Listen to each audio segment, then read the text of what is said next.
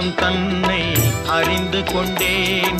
உன் முத்தான தத்துவமே புரிந்து கொண்டேன். முருகா உன் குணம் தன்னை அறிந்து கொண்டேன். உன் முத்தான தத்துவமே புரிந்து கொண்டேன்.